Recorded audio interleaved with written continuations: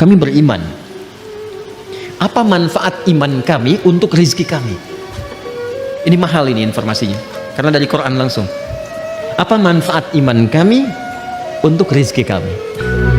Maka bagi insan beriman dipindahkan oleh Allah ayatnya dari hukum umum ke hukum khusus. Pertanyaannya, sampai malam ini waktu Indonesia bagian barat ini, dari Bekasi, kita semua, kita udah masuk ke hukum ini belum? Pertanyaannya begini, kita beriman tidak? Beriman.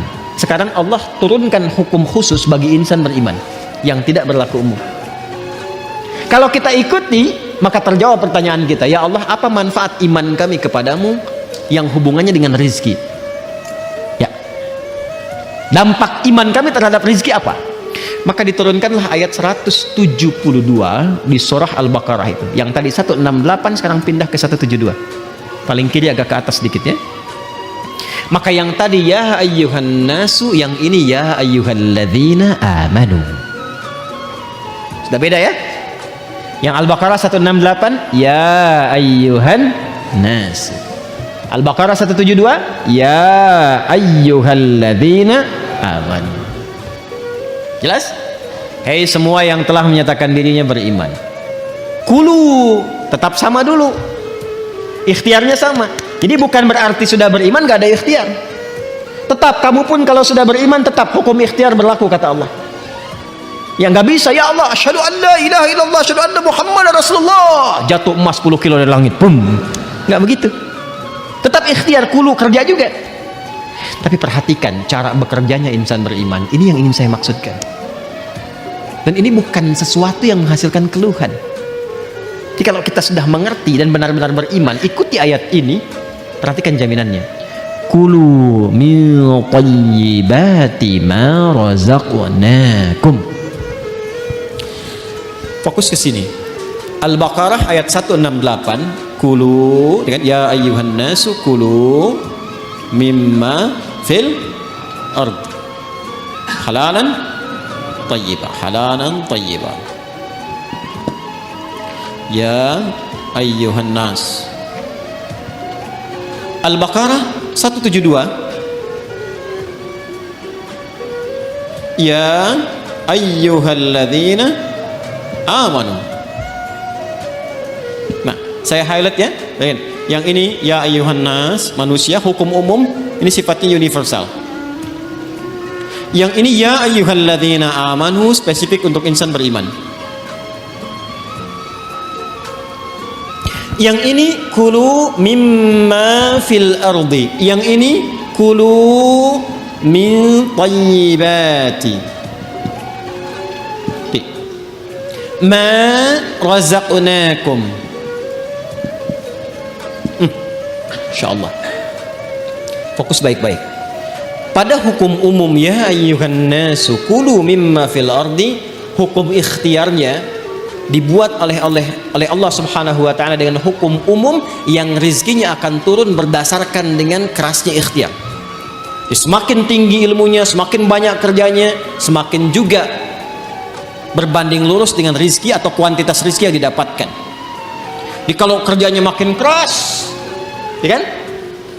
Makin kuat, makin disiplin, makin banyak waktunya, maka demikianlah kuantitas rizki makin datang, makin banyak, makin banyak, makin banyak. Bagi insan beriman, Allah rubah hukumnya. Perhatikan, kulu min thayyibati, dihapuskan kalimat mimma fil ardinya. Ini asalnya begini bunyinya, min, ma. Kulu silahkan kerja, aktivitas ikhtiar. Mimma fil ardi, di setiap tempat yang kamu bisa jejak di bumi. Gak ada di sini, pindah sini, pindah sini, pindah sini, mencari. Ya kan? Bagi insan beriman yang benar imannya, oleh Allah dihilangkan kalimat ininya, maksudnya tidak digunakan kalimat ini. Kulu langsung pindah ke sini. Kata thayyibnya dijamakkan berbentuk thayyibat. Dibuang halalnya, dimunculkan kata thayyibnya dalam bentuk jamak. Kulu min thayyibati ma razaqnakum. Dan yang paling dahsyat, diganti kata mimma fil ardi dengan kalimat ma razaqnakum. Perhatikan cara menerjemahkannya. Kalau kita baca Quran, bacanya begini, ya ayyuhalladzina amanu kulu min thayyibati ma razaqnakum. Tapi kalau kita terjemahkan, cara membacanya begini, hai semua insan beriman, ma razaqnakum, telah banyak aku siapkan, dengan keagunganku aku telah siapkan rizki untukmu.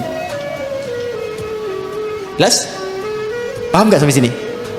Nah, bagaimana cara mendapatinya? Maka mencarilah, berikhtiarlah untuk mendapatkan aku yang telah siapkan itu, yang telah aku siapkan itu dengan imanmu. Bagaimana ya Allah cara mencari rezeki dengan iman? Pertama, Allah buang pada bagian kedua kata halal yang nggak disebutkan. Yang ini halalan thayyibah, yang ini dibuang kata halalnya. Tidak ditemukan kata halal. Ya ayyuhalladzina amanu kulu min thayyibati, halalnya kemana? Kenapa dibuang kata halal? Karena bagi insan beriman itu, imannya sudah otomatis membimbing ia pada segala yang halal. Pengertiannya apa? Pengertiannya, setiap insan beriman itu mustahil mencari yang haram. Jadi kalau kita insan beriman selalu terpikir mencari yang halal, itu rezekinya Allah akan dekatkan kepada kita, sehingga tidak lelah mencarinya. Itu maksudnya.